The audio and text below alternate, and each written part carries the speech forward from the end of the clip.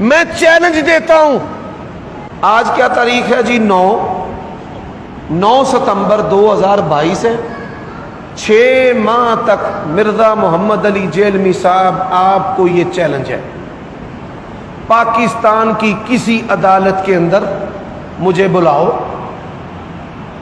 سلف صالحین کی کتابوں میں سے کتاب الجمل یا اس جیسے موضوعات پر لکھی ہوئی اہل السنہ کے ائمہ محدثین کی جو کتابیں ہیں، اگر آپ کی 100% تائید کر دیں، میں 10 لاکھ روپے انعام دوں گا، اور اللہ تعالیٰ کی توفیق سے 10 لاکھ انعام دینے کی میں طاقت رکھتا ہوں۔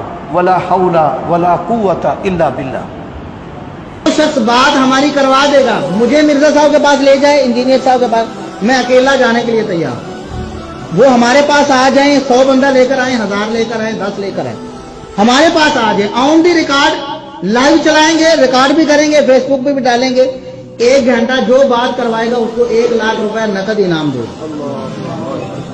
جو شخص مرزا صاحب سے ہماری 1 گھنٹے کی ڈیبیٹ کروا دے، اچھے ماحول میں، کچھ نہیں کہیں گے، لڑیں گے نہیں، ماریں گے نہیں انہیں، ہم دلائل سے بات کریں گے، 1 گھنٹہ 1 لاکھ روپے اس شخص کو ہم انعام دیں گے۔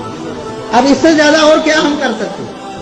ہم آج بھی دعوت فکر دیتے ہیں، ہم ان کے خیر خواہ ہیں، وہ ہمارے پاس آئیں جب چاہیں۔ 2 لاکھ شیخ صاحب نے فرمایا کہ 1 لاکھ ان کی طرف سے، 2 لاکھ روپے اس شخص کو انعام ملے گا جو صرف 1 گھنٹے کی ڈیبیٹ کروا دے، بٹھا دے گا 1 گھنٹے کے لیے۔ مرزا صاحب راضی ہو جائیں کہ میں 1 گھنٹہ گفتگو کروں گا، 5 منٹ وہ گفتگو کریں، 5 منٹ میں کروں، تو 1 لاکھ میری طرف سے اور 1 لاکھ شیخ صاحب کی طرف سے، 2 لاکھ۔ اب اس سے زیادہ ہم کیا کر سکتے ہیں؟ اتحاد رافضی جو سنیوں کے لبادہ اوڑے ہوئے، یہ جو جہلم میں مرزا جہلمی بیٹھا ہے، آپ اس کو مباہلے کا چیلنج، یہ بڑے مناظرے کے لوگوں کو چیلنج دے رہا، خود ساختہ، من پسند۔ میرا مناظرہ کس سے ہونا چاہیے؟ امام کعبہ سے۔ امام کعبہ نو پہلے پنجابی سکھائیے، پہلے اردو سکھائیں اس کو۔ یہ امام کعبہ سے مناظرہ کرنا چاہتا ہے، یہ اپنی من پسند کے، کبھی کہے گا ساجد میر صاحب سے بات کروں گا، کبھی حافظ سعید صاحب سے بات کروں گا، دیوبندیوں میں سے طارق مسعود صاحب، اپنے من پسند جو لوگ ہیں جس کا پتہ کہ ان کے ساتھ اس کا بیٹھنا ممکن نہیں۔ اور تو مناظروں کو چھوڑ، آج بھی تجھے احسان الہی ظہیر کے بیٹے چیلنج کرتے ہیں مباہلے کا۔ اگر تو یہ سمجھتا ہے کوئی صحابی بے ایمان تھا یا کوئی صحابی جہنم میں جائے گا، مباہلے کا چیلنج ہے، جب تک زندہ سامنے آ کے کیا کہے گا آپ کو پتہ ہے؟ اور مباہلہ نبیوں کے لیے ہوتا ہے، اور تو جھوٹا ہے۔ اگر نبیوں کے لیے ہوتا تجھے کرنے میں کیا مسئلہ ہے؟ تو کر لے ہمارے ساتھ مباہلہ، جھوٹ کا جھوٹ اور دودھ کا دودھ اور پانی کا پانی سارا واضح ہو جائے، تو مباہلہ کر لے، تجھے کیا مسئلہ ہے؟ مباہلے میں تو صرف یہی کہنا نا کہ جھوٹے کے اوپر اللہ کی لعنت ہو، جھوٹا سچے کی زندگی میں عبرت ناک موت مر جائے، تو اس بات سے کیوں فرار ہوتا ہے؟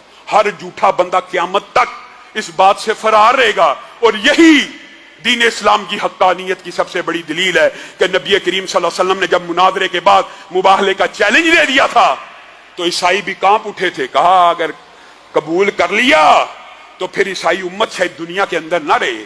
آج بھی امت کے اندر ایسے علماء موجود ہیں جو علی اعلان کہتے ہیں، جو کسی صحابی کے بارے میں یہ شک کرتا ہے، ابو بکر سے لے کے امیر معاویہ تک، کہ وہ بھی ایمان ہو گئے تھے یا معاذ اللہ جہنم میں جائیں گے، آئے ہمارے سے مباہلہ کر لے۔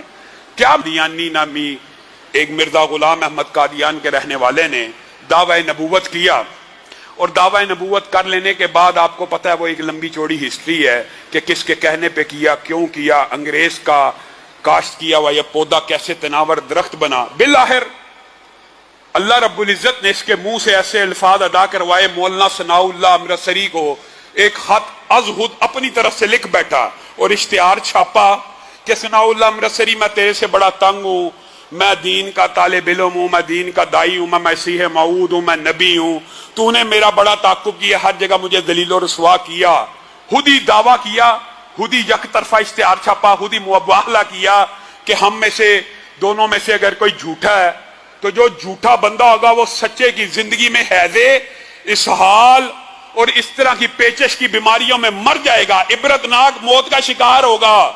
خود مباہلے کا چیلنج کیا، خود دعویٰ کیا، خود اشتہار چھپوایا۔ اور حیات ناصر میں इसकी जिंदगी के बाप को जिक्र करते हुए, हुन इनकी औलाद ने, एक तो है ना मुसलमान के बिल्ला हर सच सच होता, कहने लगे एक दिन 25 मई तक तबीयत ठीक थी, अचानक 26 मई को तबीयत ऐसी खराब हुई, दस्त लगे, पेचिश लगे, असहाल की शिकायत आई, बाथरूम में गया, गिर के वहीं पे मर गया। जब मर गया हमें पता लगा, हमने उसकी मैयत को बाथरूम में से वहां से उठाया। इन्होंने लिखा, जो मौत मांगी अपनी मन पसंद मौत अल्लाह से मांगी का जो झूठा हो वो हैजे पेचिश इस हाल से मरे, अल्लाह ताला ने यही नहीं किया, उसी बहाने के अंदर, उसी उल्टी के अंदर लत-बत करके बाथरूम के अंदर इसको मौत दी। और वो मौलाना सनाउल्लाह अमृतसरी जिनको इसने चैलेंज दिया, वो उनके बाद 20 साल जिंदा रहे, 20 साल। कि मेरी उम्मत का एक करो हमेशा हक के ऊपर रहेगा, एक करो ला तज़ालु ताइफतुन, एक करो मेरी उम्मत का हमेशा हक के ऊपर रहेगा, उसे रुसवा करने वाले कतान उसको तकलीफ नहीं पहुंचा सकते, यहाँ तक के कयामत आ जाए। हजरत मोहम्मद इब्न इस्माइल इमाम बुखारी रहमतुल्लाह अलैह अपने उस्ताद का हवाला देते हुए, अली इब्न मदीनी का हवाला देते हुए कहते हैं कि इस हदीस से मुराद हजरत अली इब्न मदीनी कहते हैं कि असहाबुल हदीस हैं, यानी अहलुल हदीस हैं। इमाम बुखारी रहमतुल्लाह अलैह ने ये बताया कि वो करो जो कयामत तक मेरी उम्मत के अंदर रहेगा, मेरे जमाने से लेकर के ता क़याम क़यामत, जबकि सूरज मशरिक से न निकल करके मगरिब की तरफ से निकले उस वक्त तक एक करो रहेगा, हमेशा हक के ऊपर कायम रहेगा और उसे रुसवा करने वाले कोई तकलीफ नहीं पहुंचा सकते, कोई जरर नहीं पहुंचा सकते। अली इब्न मदीनी का हवाला देते हुए इमाम बुखारी रहमतुल्लाह अलैह ने फरमाया कि हम असहाबुल हदीस, वो असहाबुल हदीस हैं। असहाबुल हदीस और अहलुल हदीस दोनों का मतलब है